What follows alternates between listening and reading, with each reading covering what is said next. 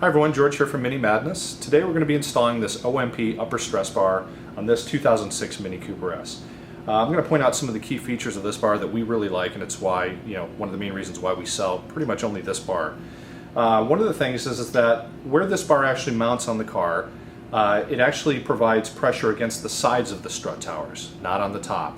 When the car tends to flex, the strut towers tend to want to move towards each other.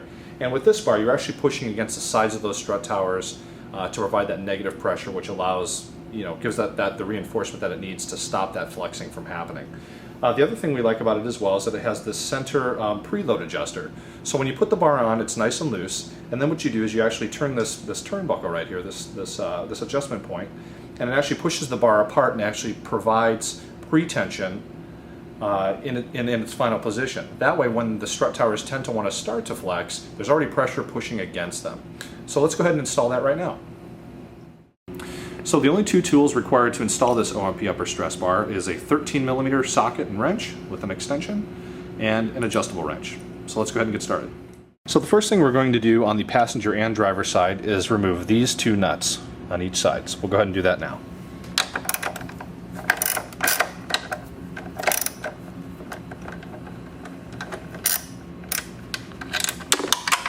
Don't drop it like that.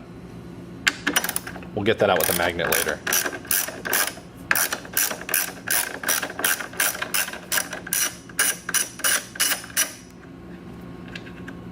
Okay, now we'll move to the other side. Do the same thing.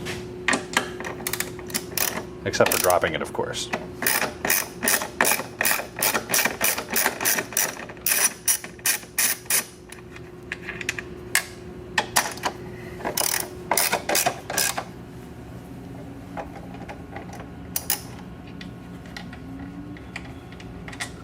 Okay, both nuts are removed on both sides.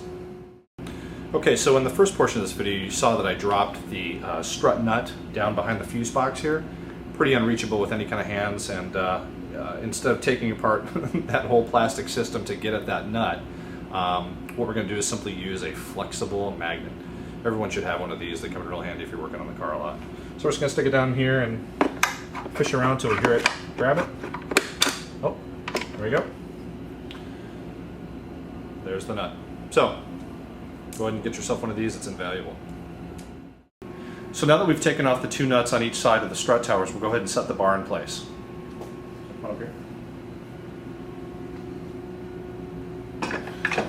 So, focus on this area here. So basically what we do is we simply set it on top of the strut tower here, on top of those two studs.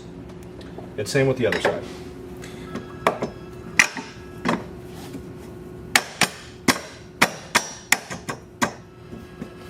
Okay, so now that the bar is in place, what we're actually going to do is just finger tighten the two nuts on each side. Now the reason why you don't want to tighten these down yet is because you have to adjust the preload and put some pre-tension against that. If you tighten those two down, you're not going to allow the bar to actually connect and push against the tower. So you want to do that. You want to tighten these down last. Like I just lightly torque those down. Finger tighten. Just like that. Okay, then what we're going to do is we're going to take our adjustable wrench, pretty simple, and simply turn the turnbuckle until the bar actually starts to push outward. And you can kind of quickly see which way to turn it just by doing this. You can see which way it actually moves. So pushing it back towards the car is actually putting some tension against it. And you just want to turn it a few times until it starts getting a little tight to turn. And that's about all you really need. You don't have to go kind of crazy with it. So right about there, it feels like it's nice and snug.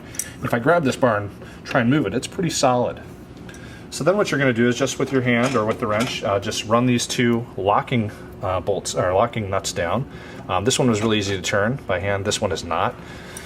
So just open up your wrench and lock those down. That'll prevent that turnbuckle from moving under vibration and driving of the car and the stress loads. Just like that.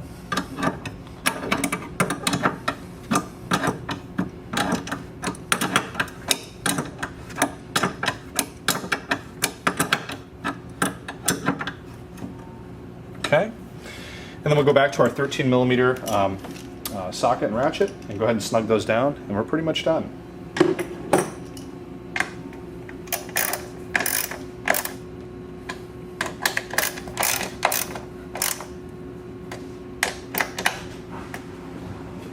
here.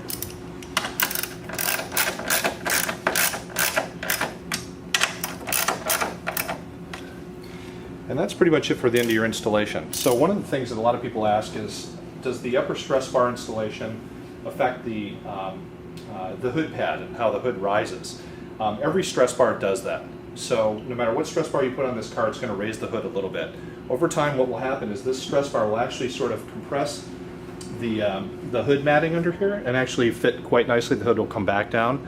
Some people actually go in and they kind of mist that or really soak this area right about here with water to allow that to compress a lot sooner. But that's normal for this installation and really anybody else's stress bar.